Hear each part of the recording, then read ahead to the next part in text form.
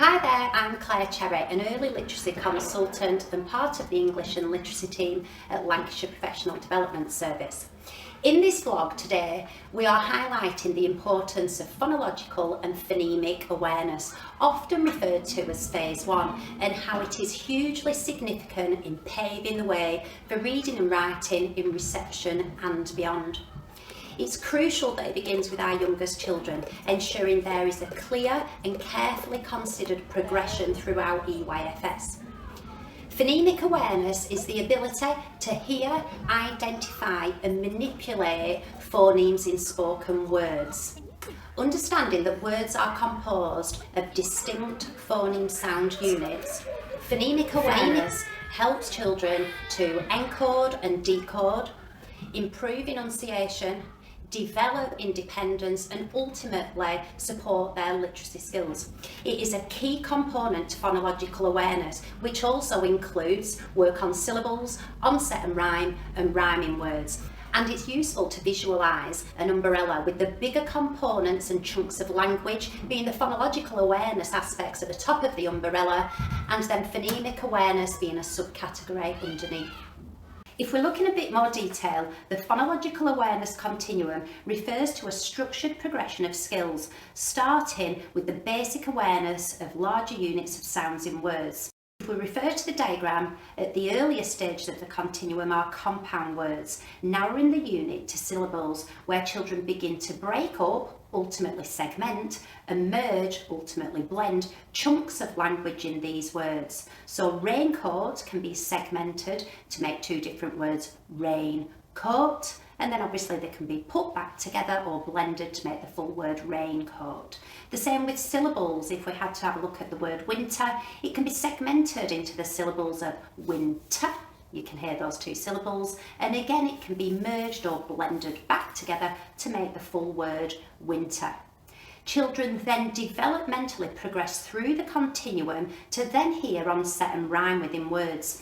This is where the unit of language is narrowed further, such as n or p, n or n. Children hear the n, the rhyme at the end of the words, and they have to isolate that initial phoneme. Gradually, as children then move towards isolating and manipulating individual phonemes, the phonemic awareness stage, this is then considered the most complex level. Ka, ka, ka, ka. It is important to recognise that those children who have mastered phonological and phonemic awareness will be more attuned to success with application of Phase 2 or equivalent, and equally later phases or steps of phonics. Failing to provide explicit phonemic awareness instruction leads to many children lacking the understanding that words are made up of individual phoneme sounds, and is the most common reason children struggle with early word reading. As part of the session today, we've invited Kylie Lord, the EYFS lead and early reading lead here at Pilling St John's, to talk about her practice in terms of developing the curriculum and her implementation in terms of phonological and phonemic awareness. So here at our school we have children from 2 years of age up to the end of reception. So we've looked at how we can carefully take them on a journey to progress those skills as they go along, and we realise the importance of developing those communication and language and early literacy skills, and having that high quality teaching opportunities, but also for them to practice those skills. We've taken a two-pronged approach towards our planning, looking at how we can support the children through our provision, both indoors and outdoors, but also looking at how we can give them that daily input and daily practice to support that learning and those steps as they progress through from being 2 all the way up to reception. This year we've begun to use the Red Rose CLL Phase 1 planning. Catchy title! Planning, which has been really useful for us, looking at that on that phonological continuum and those developing skills with the clear specific strands for each aspect, with the teaching blocks and building up the skills as they go along. We've been able to look at where our children's starting points are, what we would like our 2-year-olds skills skills to develop moving into preschool and then as they go into reception.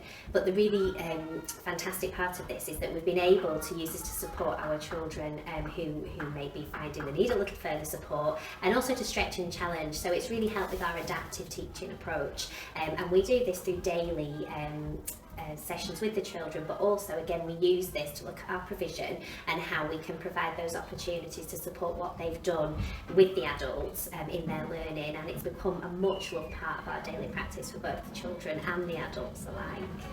So what impact has the implementation of the Red Rose CLL Phase 1 Phonological Awareness Planning Framework had on your practice and on the outcomes of different groups of children?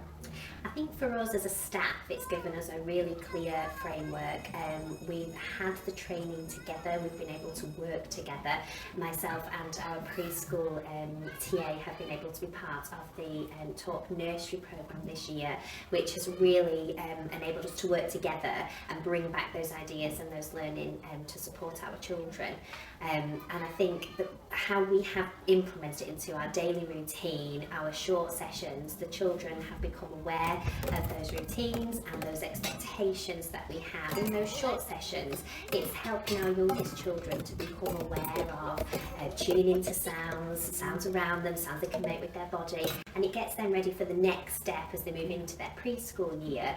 And again, as we move through preschool, it's all about building those layers of understanding for our children, which we have found have had a really profound impact across all of our children. For our curriculum, we found it really helpful to have to be part of the Talk Nursery training, and also to use the Phase 1 planning, just to really help us find the gaps that we maybe weren't able to cover before. It's given us that progression and that those opportunities for us as a team to really pick apart the skills that we want our children to have, and how we can support that both through using high quality text and the teaching that we do with the children, but also how we support them in their play and provision as we go forward as well. One of the other things that we've really noticed as practitioners is the progress of the skills for the children with their communication and language, but also the comments that we've had from parents, the discussions we've had of children going home and using ambitious vocabulary, being aware of sounds around them, and it's just been really lovely to have that conversation and see that holistic approach and to support the children in that way as well. Ensuring children have plenty of opportunities to develop their oral blending and oral segmenting skills plays a huge part in the smooth transition from later Phase 1 into Phase 2. It's important that settings have clear and consistent strategies to teach oral blending and oral segmenting. If we look at our Red Rose strategies, oral blending is where we use our blending hands to merge the phonemes together orally, to hear and then say the full word. Using the strategy of my turn, your turn allows children to hear the merging of the phonemes from the well-trained adult, and is a good scaffold for younger children. The opposite of oral blending is oral segmenting, and this is when the full word is segmented into the individual spoken phonemes using the strategy of phonic fingers. This strategy links directly with developing independence in writing, as children have mastered the skill of segmenting to spell orally. You are looking. I know that you are listening. And we're going to play Pass the Bag. What's in the bag? What's in the bag? What's in the bag for Billy today? Are you ready, Billy? Here we go. What's in the bag for Billy today? The bag for Billy. What have you got? It's an aeroplane, isn't it? We do. We get on an aeroplane to go on holiday. To beach. And we can go to the beach. And when I'm going to holiday, I'm going to go to the dog. Wow, that's amazing. Okay, it's an aeroplane. Shall we just clap the syllables in aeroplane? Just my turn first, okay? Aeroplane. Your turn. Aeroplane. Wow, well done. But it doesn't always have to be called an aeroplane. Sometimes they go really fast. and we could call it a jet. A jet. Should we have a really fast jet? Jet. Let's see if we can blend with our hands. We'll merge the sounds together and say the phonemes. Okay, so we're going to say, it's my turn. Jet. Jet. Your turn.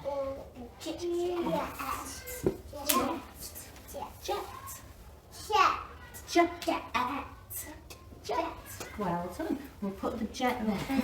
Let's see if we can use our phonics fingers to segment the phonemes in brush. Are you ready? I'm sitting. Okay, I'm going to do my turn. Sh. Gosh, that's a lot, isn't it? Sh. Brush. Can you say brush? Brush. Brush. It's got an hasn't it? Brush. How many phonemes are there in the word brush? We've got 1, 2, 3, 4. Wow, 4. Sh. Brush. Finally, I would like to introduce Jonathan Ratcliffe, who is the head teacher here at Pilling St John's. Thank you, Jonathan, for being involved today. Please could you just say a few words from a head teacher's perspective on the impact within your school in terms of outcomes for children? Yeah, so the impacts have been clearly visible already in terms of how we start our phonics journey really early with our youngest children.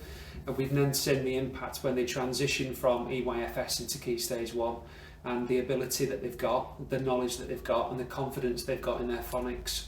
We've heavily invested in our staff CPD and we've identified that we don't just want our EYFS staff to have CPD, so we invested heavily in terms of providing CPD and support for those staff from EYFS all the way through to Key Stage 2. And the whole point of doing that was to enable all staff to have an understanding, to be aware of that phonics journey, where it starts, where it ends, but also the support that we can put in place with our children that perhaps struggle when they go into Key Stage 2.